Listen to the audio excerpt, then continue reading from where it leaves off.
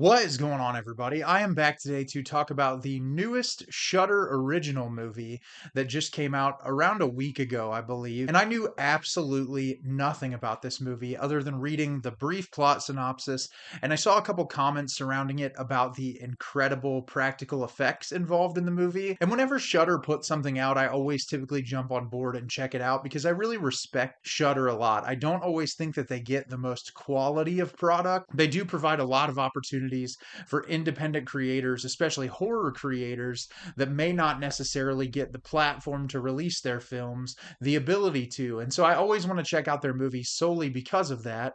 And the movie I'm going to be discussing with you today is The Demon Disorder. The Demon Disorder is directed by Stephen Boyle. The pasts of three brothers and their deceased father collide when a deep, dark family secret is unearthed, leading to a case of revenge from beyond the grave. So, as I said, I didn't know much about this movie before I went in to watch it, other than reading the reviews about the practical effects and a brief plot description. And this movie wasn't very good, unfortunately. It doesn't really provide anything new or interesting to make it super engaging plot wise. But what I do want to say is it has really phenomenal practical effects. And I think all of the praise surrounding the practical effects are 100% earned. But I think everything else in the movie just falls short. And I'll talk about that when I break the movie down as a whole. So at the beginning of the movie, we are introduced to Graham, who works at an auto body shop. And one day when he's in there working, his brother Jake shows up and makes a passive remark about how he hasn't come home in a while to see his brother. And the two go back and forth for a little bit, and he reluctantly decides to go back home. Well, through a series of flashbacks, we see moments with these three boys and their father has passed away, but there's something seemingly sinister going on at home with the youngest brother, and he's mutating in the middle of the evening. He's getting these violent outbursts, and they're not 100% sure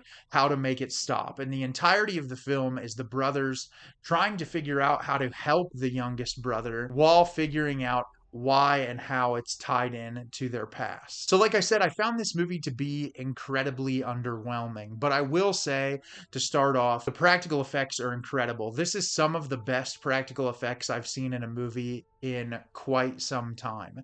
There's a lot of like goopy, gross moments. There's a ton of body horror. There's like things coming off people's bodies and these growths turning into creatures. And I think the attention to detail and the practical effects is just absolutely incredible. I loved any moment where there was a person having a body horror moment or something shifting or a creature growing, especially towards the third act. It gets pretty wild and crazy with the practical effects, and it looks amazing. And I think it's one of the reasons why I always say practical is better than CGI. I mean, with the technology we have with computer generated effects, I think it's great when directors can mix practical and computer generated. I am so much more of a fan of practical effect. There's something so much more real and authentic about using that practicality to your advantage.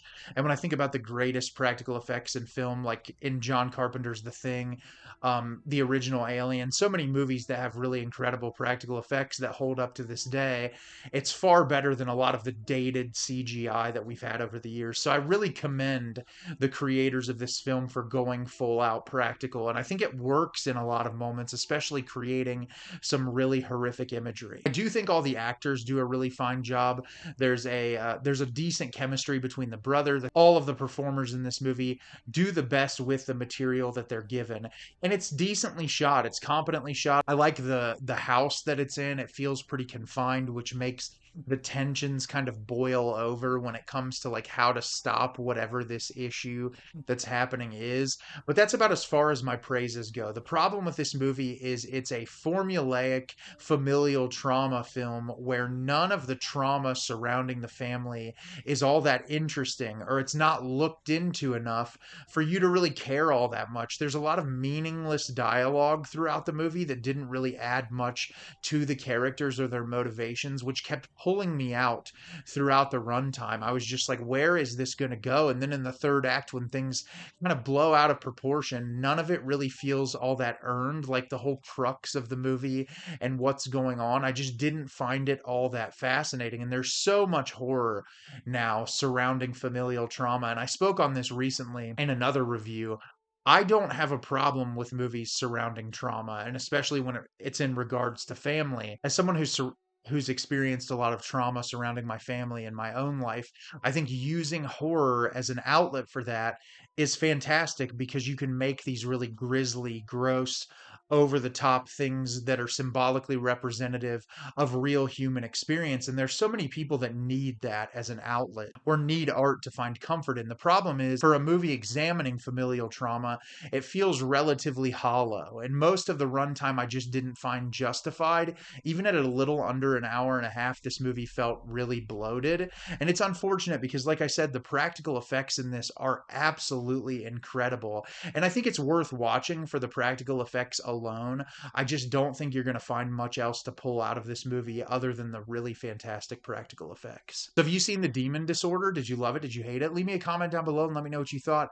I thought this movie was relatively underwhelming, which disappointed me because I felt like it had a lot of potential. As always, if you can like the video and subscribe to the channel, helps me out a lot and lets me know the type of content you're looking for. I'm always putting out new material and look forward to getting more out for you in the near future. And as always, everyone, thank you so much for watching and have a great rest of your day.